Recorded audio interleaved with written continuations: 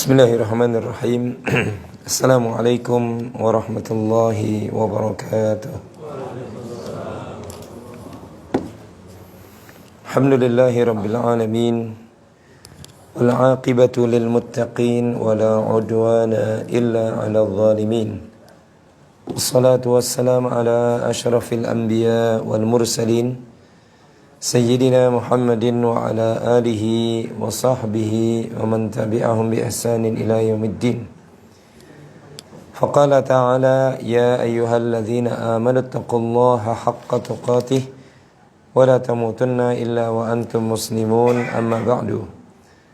Fa inna asdaqal hadithi kitabullah wa khairal hadyi hadyi Muhammadin sallallahu alaihi wasallam wa syarrul umuri muhdatsatuha فإن كل محدثة بدعة وكل بدعة ضلالة وكل ضلالة في النار.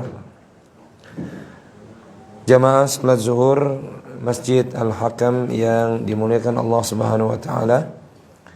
Sudah sepatutnya kita bersyukur dan memuji Allah atas nikmat Ramadan kita pada kali ini dan juga nikmat-nikmat yang lainnya.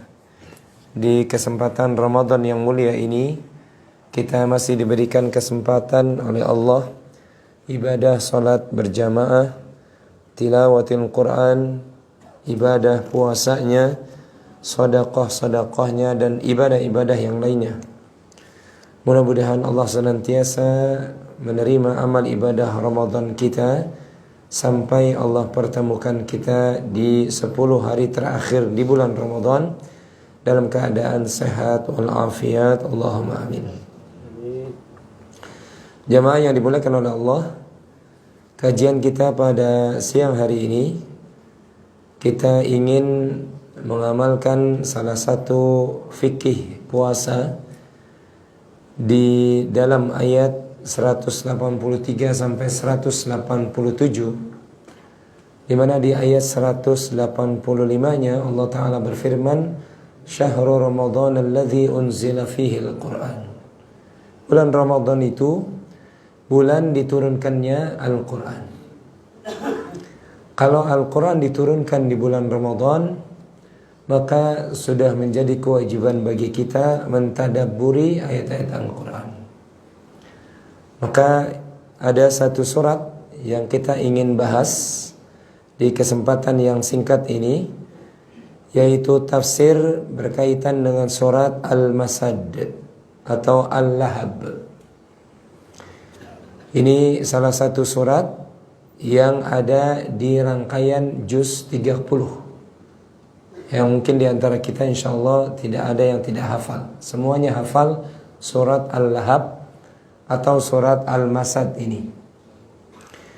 Nah jamaah, surat Al-Lahab itu ada diberikan juga nama lain, yaitu surat Al-Masad. Dan masing-masing surat itu biasanya, kata para ulama tafsir, ada makna di dalam salah satu ayat yang termaktub di dalamnya. Contohnya Al-Lahab ini, di mana kata-kata Al-Lahab itu Allah sebutkan di ayat yang pertama. Kata Allah Subhanahu wa taala, Tabbat yada abi lahabi wa tab. Sungguh telah celaka kedua tangan Abi Lahab dan dia akan celaka. Jadi ada kata-kata lahab itu artinya api yang bergejolak. Ya. Sebagian ulama tafsir menyebutkan bahwa kata-kata lahab yang disebutkan dinisbatkan kepada salah satu paman Rasul SAW, Abu Lahab. Itu artinya Abu, itu artinya ayah atau bapak, Lahab itu api yang bergejolak. Dan kalau ditarik, kata para ulama, dengan surat ini, itu Allah mengancam ya Abu Lahab itu dengan api neraka yang bergejolak. Sebagian ulama tafsir menyebutkan bahwasanya Abu Lahab itu artinya Lahab ini karena beliau ini pamannya Nabi SAW itu orang yang suka pemarah. Jadi makanya api neraka itu atau marah itu dekat dengan apa? sesuatu yang jelek. Ya, orang kalau marah itu biasanya dia dikontrol oleh iblis. Sebagaimana disebutkan oleh Al-Imam Ibnu Qudamah dalam kitab beliau, bahwasanya ketika Musa alaihi salatu wassalam bertemu dengan iblis laknatullah, maka Musa bertanya kepada iblis, "Wahai iblis, pada posisi apakah engkau bisa menguasai seluruh Bani Adam?" Maka apa jawaban iblis? Indal ghadab. Ketika manusia pada posisi marah. Maka orang tuh kalau marah biasanya dia dikuasai oleh iblis. Dari ujung rambut sampai ujung kakinya. Bahkan kata iblis kepada Musa, ketika seseorang marah, aku bisa menguasainya penuh. Sebagaimana seorang anak kecil menguasai bola di tangannya, mau dibulat diputar-putar kemanapun, mau dilempar atau ditahan, maka tergantung dari si anak ini. Pada saat orang marah pun begitu. Nah, kata-kata lahab, sebagian ulama tafsir menyebutkan karena orang ini, salah satu paman Nabi ini, itu suka marah, gampang marah. Maka kenapa Ramadan itu jamaah itu melatih diri kita untuk menahan apa? Menahan amarah. Di antara nafsu yang besar yang mesti kita tahan adalah nafsu amarah. La ammaratum bis innan nafsa la ammaratum bisu. Sesungguhnya nafsu itu biasanya menyuruh seseorang itu kepada perbuatan yang buruk, termasuk nafsu amarah. Ya. Nah, jemaah yang dimuliakan oleh Allah, adapun kata-kata al-masad itu artinya sabut. Dan ini pun ada di ayat ini. Ini pun ada di ayat ini, di ayat yang terakhir. Di mana kata Allah Subhanahu wa taala ketika menggambarkan celaka kedua tangan Abu Lahab. Ya. Dan dia akan celaka, ma aghna anhu maluhu wa ma kasab. Tidak bermanfaat hartanya, usahanya, bisnisnya, perniagaannya, gak bisa menyelamatkan dari azab Allah. Sayasla naran dzata lahab, dia akan dimasukkan ke dalam api yang menyala-nyala. Wa imra'atuhu, sedangkan istrinya, ini Allah gambarkan siapa? Istrinya Abu Lahab, hammalatal hatab. Justru nanti istrinya yang membawakan kayu bakar, membakar diri suaminya. Fi jidha hablum mim masad, yang kemudian diikatkan dengan sabut itu, artinya dengan semacam tali. Jadi kata-kata al-masad itu artinya tali yang terbuat dari api neraka. Dua-duanya juga buruk. Lahab itu juga buruk, kemudian masad itu juga buruk. Nah, ini berkaitan dengan nama. Berkaitan dengan apa? Nama. Surat ini gambaran atau kabar, kata para ulama, dari Allah Subhanahu wa taala tentang nasib salah satu pamannya Nabi sallallahu alaihi wasallam yang bernama Abu Lahab. Sedangkan paman Nabi itu di dalam perjalanan dakwah Nabi itu ada 3. Disebutkan yang pertama, ada paman Nabi yang anidun wa aridun wa huwa kafir. Ada paman yang pertama yang dia anid wa arid, yang menentang dakwah Nabi, lagi menolak risalah Nabi. Wa huwa kafir, dan dia mati dalam kondisi kafir. Ini contohnya siapa? Abu Lahab ini. Ya, contohnya Abu Lahab. Yang kedua, ada paman yang sanidun wa sa'idun. Ada paman Nabi yang menyokong dan menolong dakwahnya Nabi sallallahu alaihi wasallam, lakinnahu mata fil kafir, tapi dia mati dalam kondisi kafir. Siapa contohnya? Abu Thalib. Abu Thalib itu pamannya Nabi, dia menyokong dakwah Nabi, tapi sayangnya qaddarullahnya dia mati dalam kondisi kafir. Tempatnya tetap sama, di neraka. Cuma bedanya paman yang pertama, yaitu Abu Lahab, ya, yang dia itu menentang, lagi menolak dakwah Nabi, mati dalam kondisi kafir. kekafirannya membuat dia sengsara abadan. Ya. Tapi pamannya yang menyokong dan menolong dakwah Nabi walaupun mati dalam kondisi kafir, Allah Subhanahu wa taala sediakan neraka yang paling ringan untuk Abu Thalib. Abu Thalib itu dalam hadis riwayat Imam Bukhari, itu Nabi mengabarkan nanti di neraka itu ada orang yang disuruh berdiri di atas sendal yang terbuat dari api neraka. Dia hanya berdiri saja, dengan sebab dia berdiri maka otaknya mendidih terus menerus.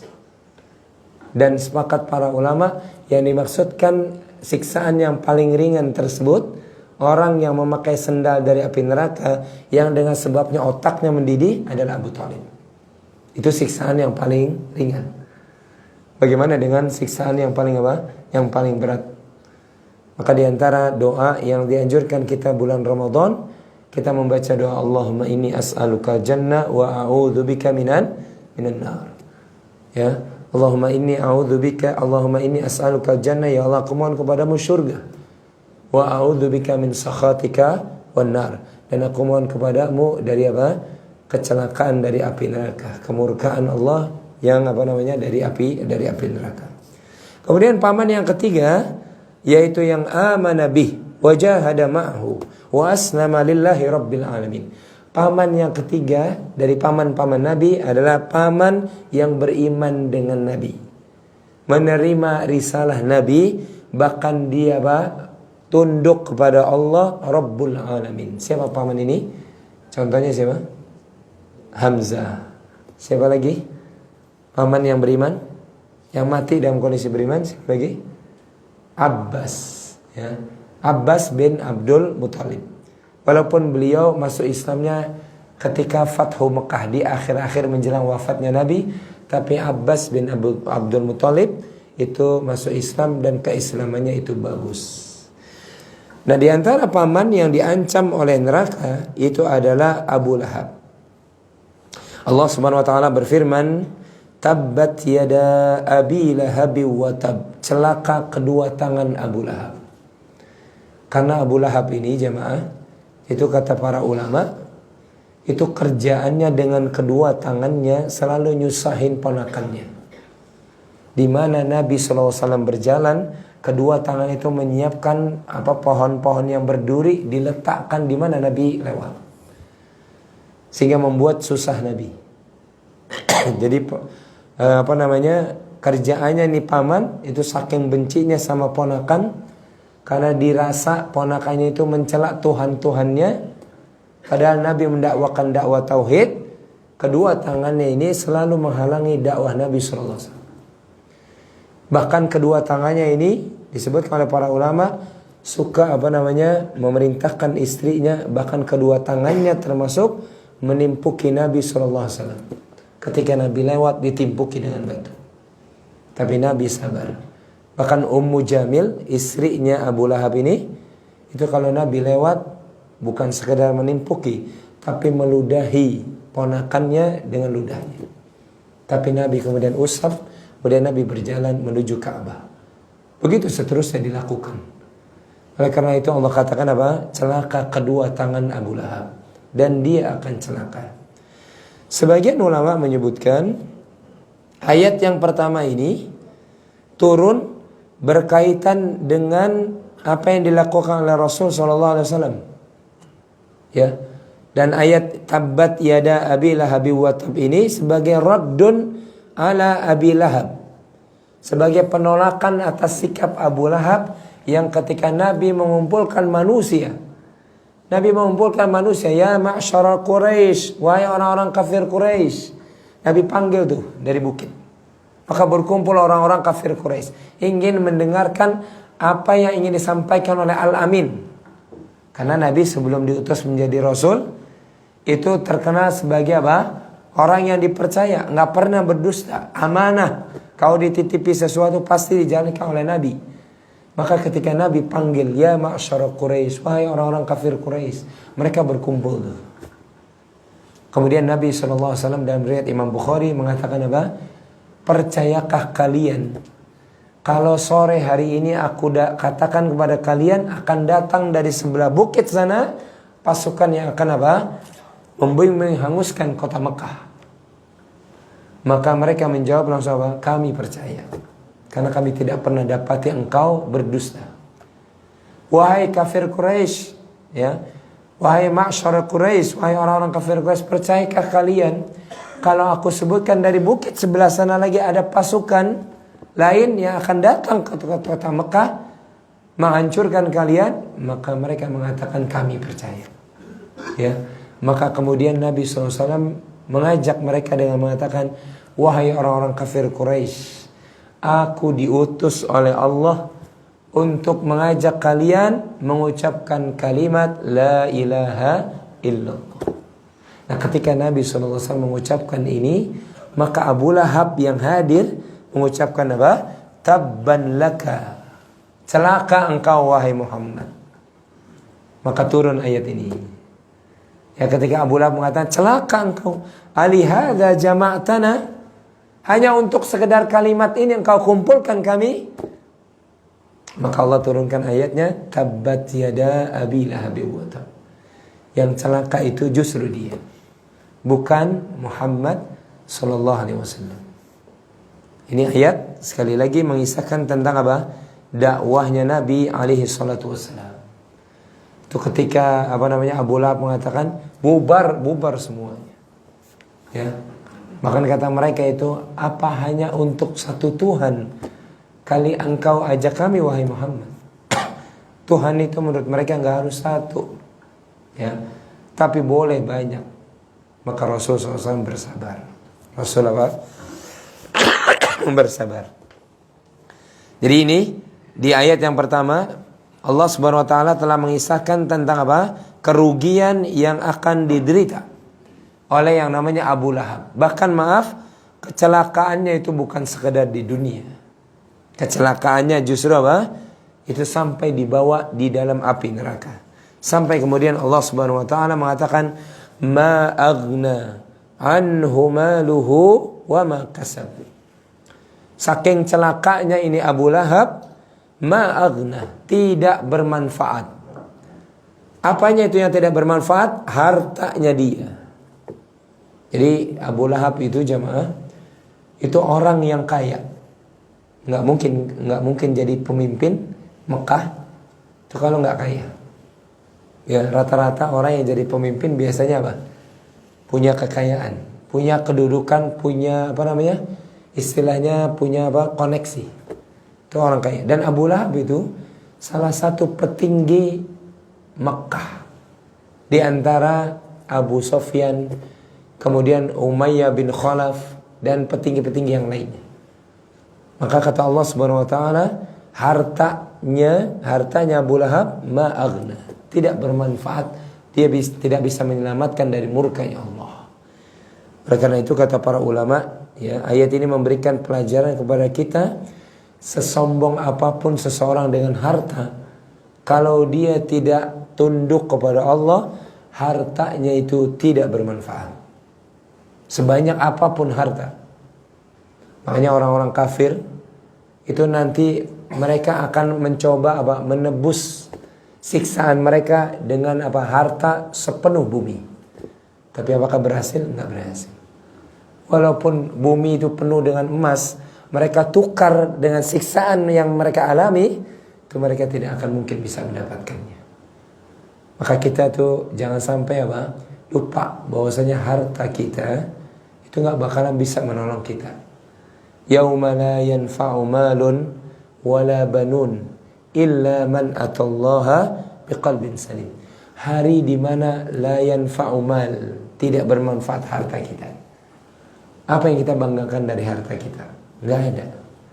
Ya, harta-harta yang dibanggakan sebagaimana Abu Lahab, sebagaimana Qarun, sebagaimana Fir'aun, sebagaimana Namrud, enggak bermanfaat sedikit pun dari murka Allah.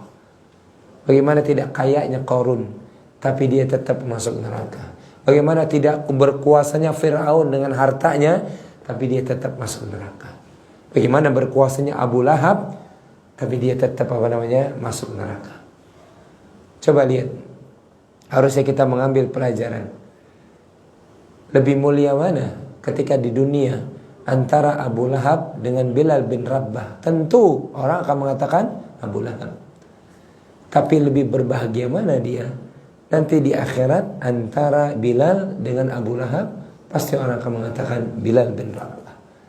Walaupun Bilal budak atau mantan budak, nggak punya harta, tapi Masya Allah manusianya, Bilalnya masih berjalan di muka bumi, tapi sendalnya sudah terdengar oleh Rasulullah di mana?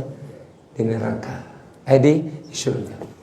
Ini menunjukkan bahwasanya kemuliaan seseorang bukan diukur dari hartanya. Dan kemudian yang kedua, apa yang kita banggakan dengan harta kita? Sebagaimana Abu Lahab ini. Kata Nabi SAW, ada 3 perkara yang apa? Yattabi'ul mayyit, yang mengikuti mayit itu ketika mayit nanti akan dikuburkan di kuburan. Kemudian kata Nabi SAW, yarji'ani ithnan, yang 2 akan kembali, wa yabqa wahid, sedangkan yang 1 akan menemani. Ketika mayit itu mau dikuburkan, 3 yang akan menyertainya. Yang pertama hartanya, yang kedua ahlinya, keluarganya, dan yang ketiga amalnya. Yang 2 akan kembali. Siapa itu? Harta dan keluarga kita nggak bakal menemani kita. Suatu saat kita nih akan digotong oleh anak kita, oleh keturunan kita, ke kuburan kita. Pasti demi Allah, ketika kita sudah dikuburkan, tanah sudah menutup kita, maka anak kita setelah mendoakan kita, mereka pulang. Harta kita berupa emas, perak, atau mungkin kendaraan, atau apapun itu yang kebetulan dibawa sampai di kuburan, maka mobil kita pun akan pulang. Harta-harta kita akan pulang. Dinikmati oleh siapa? Anak keturunan kita. Begitu pula dengan istri kita, itu dia juga akan pulang, beraktivitas lagi, dan seterusnya. Tapi yang kekal, yang menemani maksudnya di alam kubur kita cuma 1. Apa tadi? Amal. Maka jangan sia-siakan Ramadan kita jamaah. Ya, Ramadan yang Allah kasih kesempatan cuma 1 kali dalam 1 tahun. Mumpung di hari yang keberapa ini? Yang ketiga, jangan disia-siakan. Jangan sekedar kita puasa hanya sekedar lapar dan dahaga saja. Tapi kita puasa lisan kita. Kita puasa mata kita. Kita puasa tangan kita, tidak menzalimi orang, tidak mengambil harta orang. Kita puasa kaki kita, tidak melangkah ke tempat-tempat maksiat. Kita semuanya puasa. Kita jaga perkara-perkara yang membatalkan puasa, termasuk perkara-perkara yang bisa mengurangi pahala puasa. Maka kita jaga, karena amalan puasa nantinya akan menemani kita di alam apa? Di alam kubur. Disebutkan dalam hadis riwayat Imam Ahmad, Abu Daud dan yang lainnya, ketika nanti manusia itu di alam kubur, maka sholatnya berada di atasnya, baca Qur'annya berada di sebelah kanannya, puasanya berada di sebelah kirinya, sedekahnya berada di sebelah bawahnya, dan seterusnya dari amal menemani kita. Maka rugi orang kalau hidup tidak beramal.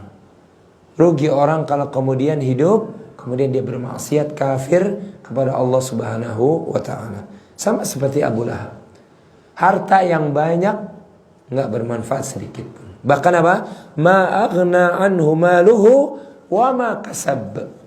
Bisnisnya pun, kolega-koleganya pun, perusahaan-perusahaannya pun gak bermanfaat. Tidak sedikit pun memberikan pertolongan bagi dia di hadapan Allah Subhanahu wa ta'ala. Bahkan saking celakanya orang ini, itu disebutkan oleh para ulama kita, kalau tidak salah oleh Syekh Mubarakfuri, itu salah satunya juga ada disebutkan oleh beliau di dalam kitab beliau. Itu ketika Abu Lahab itu mati, dalam kondisi jasadnya itu membusuk, sehingga keluarganya gak berani menyentuhnya.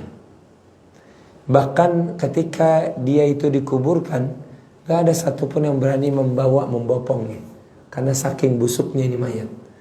Dan kemudian dimasukkan ke dalam liang lahatnya itu dalam kondisi didorong oleh sesuatu. Di dunia dihinakan oleh Allah karena menghinakan ponakannya, karena menghinakan risalah, di akhirat pun dia diancam dengan apa? Sayasla naron dzata lahab. Dia akan didorong, ya, dimasukkan ke dalam nar. Maksudnya adalah api neraka. Dzata lahab, yang memiliki api yang bergejolak. Bahkan saking bergejolaknya ini api sampai membakar yang di dalamnya. Jadi saking bergejolaknya api itu bukan sekedar yang di luar, tapi masuk ke dalam ulu hatinya itu api masuk ke dalamnya. Ya, begitu yang dijelaskan oleh para ulama. Ini karena ancaman bagi orang yang menolak risalah, bahkan meludahi pembawa risalah, bahkan menghalang-halanginya, yasudduna an sabilillah, menghalang-halangi manusia dari jalan Allah, maka ancamannya itu berat. Ya. Ancamannya berat, yaitu neraka yang sampai membakar bukan sekedar wajahnya, tapi dalamnya pun dibakar. Kita masih ingat dalam ayat yang lainnya Allah SWT memberikan gambaran kepada kita, wailul likulli humazatil lumazah alladzi jama'a malahu wa 'addada yahsabu anna malahu akhlada kalla la yumbadhanna fil hutamah wa ma adraka mal hutamah narullahil muqadatul lati tattali'u 'alal afidah. Itu api allati tattali'u 'alal afidah, sampai dia membakar al afidah, hatinya. Ini ngeri kita. Ya. Kita kadang kalau dicontohkan, naudzubillah min dzalik, ada orang yang gedungnya terbakar, kantornya terbakar, dia sedang berada di salah satu ruangan. Ya, tapi karena apinya sudah besar, dia nggak bisa keluar, panas di sana sini. Ya, dan kita sering menyaksikan itu di surat kabar, bahwasanya ada orang yang kemudian terkungkung api sampai dia hangus di dalam ruangan tersebut. Tapi didapati oleh pemadam kebakaran dalam kondisi yang nampaknya itu hangus, walaupun dalamnya mungkin tidak. Tapi kalau api neraka bukan sekedar yang yang nampak, tapi sampai api itu masuk ke dalam hatinya, membakar hatinya. Na'udzubillah min dzalik. Ini yang dialami oleh Abu Lahab. Sayasla naron dzata lahab. Yang mereka itu bahkan tidak bisa keluar dari api neraka. Ya. Wa imra'atuhu hammalatal hatab. Yakni imra'atu Abu Lahab. Istrinya Abu Lahab. Wa hiya imra'atun min ashrafi Quraisy. Dua-duanya pun sama. Istrinya ini wanita yang ashraf, yang mulia. Tapi sayangnya kemuliaannya ini digunakan untuk menolak risalah. Sampai-sampai dia nggak selamat dari api neraka. Ummu Jamil, ya, ini orang yang mendukung, menyokong suaminya menolak risalah ponakannya. Ini contoh keluarga yang buruk. Suami sama istri menolak risalah. Ini contoh keluarga yang yang buruk. Harusnya kalau dapeti suami itu dia nggak mau sholat, istrinya nasehatin. Atau sebaliknya harusnya mendapati istri yang keluar membuka auratnya, suaminya nasihati. Ini harusnya begitu. Ya. Dan surat ini memberikan pelajaran kepada kita contoh keluarga yang paling buruk di dunia termasuk di akhirat. Keluarganya siapa? Abu Lahab. Dua-duanya itu masuk neraka. Sebagaimana mungkin ada contoh-contoh yang lainnya. Tapi ini contoh yang buruk. Harusnya kita menjadi tipe keluarga siapa? Keluarga Rasul kita SAW. Nabi SAW beriman kepada Allah, semua istrinya beriman kepada Allah. Contoh yang berikutnya Nabi Ibrahim. Nabi Ibrahim beriman, istri-istrinya beriman, anak-anaknya beriman. Jangan menjadi seperti Abu Lahab. Atau jangan menjadi seperti keluarganya Nuh. Atau mungkin keluarga siapa? Keluarga Nabi Lut. Suaminya beriman, tapi istrinya kafir. Jangan. Tapi contohnya adalah Rasul kita SAW. Atau mungkin keluarga Imran. suami istri beriman kepada Allah Subhanahu wa taala. Anak keturunannya beriman. Bahkan ada yang menjadi nabi dari keluarga Imran, yaitu Nabi Isa alaihissalatu wassalam. Dan istrinya ini hammalatal hatab, yang membawakan kayu bakar. Untuk membakar siapa? Membakar dirinya, membakar suaminya. Maka istri yang jelek itu nanti suami itu yang ditanya. Ya, istri itu kalau naudzubillah masuk neraka, nanti di sidang di mahkamah Allah, kalau ada andil dari suaminya atau kelalaian suaminya tertarik ke dalam api neraka. Kayak kita nih, jamaah. Ini bukan hal yang main-main. Kita nanti akan ditanya tentang istri kita. Ya ayyuhalladzina amanu qu anfusakum wa ahlikum nar. Wahai orang beriman, jagalah diri kalian dan keluarga kalian. Siapa yang dimaksud? Istri kita dan anak-anak kita. Maka kita nggak usah jauh-jauh lah ngurusin orang lain, nggak usah. Istri kita dulu, anak kita yang kita urus. Kita didik dulu dengan Ramadan, istri kita puasa.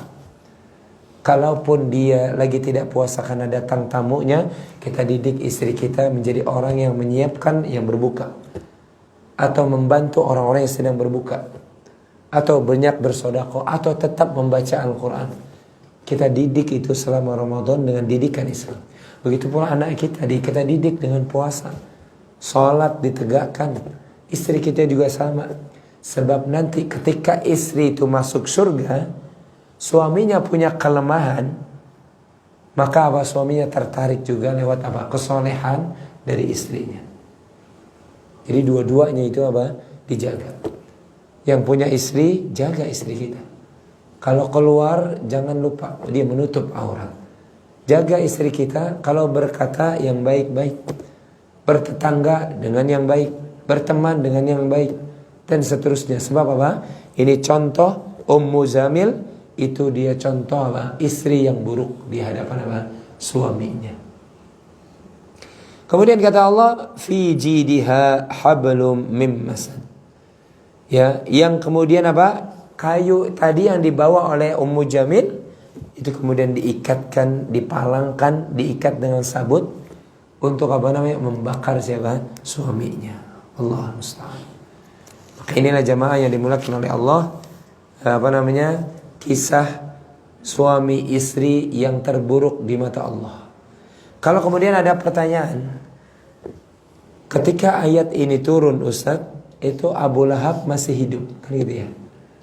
Abu Lahab masih masih hidup.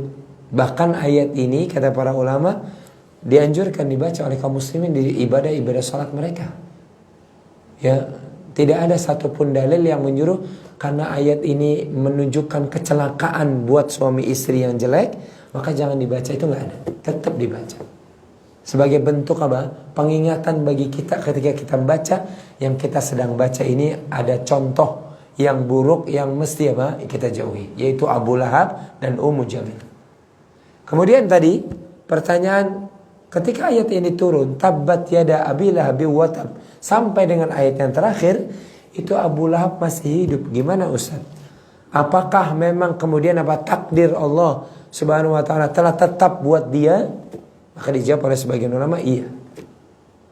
Ya, karena Allah tahu bahwasanya ternyata hatinya Abu Lahab nggak berubah. Dan yang mengetahui rahasia hati itu hanya Allah Subhanahu wa taala. Makanya jangan sampai kemudian kita itu kemudian menjadi bagian dari orang-orang yang seperti ini. Ya. Allah sudah tetapkan untuk gara-gara Gara-gara kebenciannya terhadap Rasulullah sallallahu alaihi wasallam. Dan perjalanan kebencian dia itu bukan sehari, 2 hari, sepekan, 2 pekan, tapi bertahun-tahun. Bertahun-tahun sampai Allah melihat nggak ada perubahan pada hatinya, kemudian Allah ancam dia neraka. Yang kedua, dijawab kalaupun orangnya masih hidup, justru ayat ini harusnya menjadi pelajaran bagi dia. Tapi ternyata sampai wafatnya pun dengan sebab turunnya ayat ini, si Abu Lahab ini nggak berubah. Harusnya kita kalau dapat nasihat dan nasihat itu benar, harusnya kita berubah. Jangan sampai kemudian kita justru anit, malah menentang. Itu kan menurut ente. Saya baik kok. Padahal udah dikasih nasihat, dibacakan ayat, dibacakan hadis, tapi nggak berubah, maka jangan salahkan Allah kalau kemudian Allah ancam dengan apa? Dengan neraka. Nauzubillahi min dzalik. Inilah tafsir dari surat Al-Masad kita ayat 1 sampai ayat 5. Mungkin ada yang ingin antum tanyakan sebelum ditutup? Ada yang tanyakan?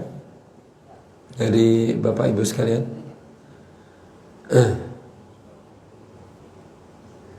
Kalau tidak ada, saya rasa cukup dulu siang hari ini. Mudah-mudahan antum bisa mengambil, kita bisa mengambil faedah dari 5 ayat ini.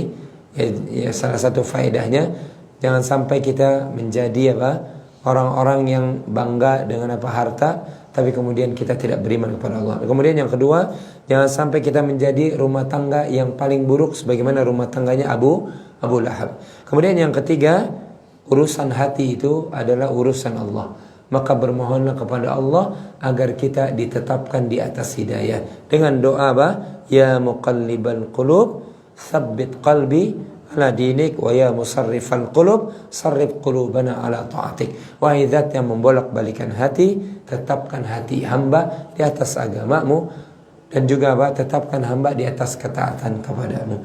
Semoga bermanfaat. Subhanakallahumma wa bihamdika asyhadu an la ilaha illa anta astaghfiruka wa atubu ilaik. Wassalamualaikum warahmatullahi wabarakatuh.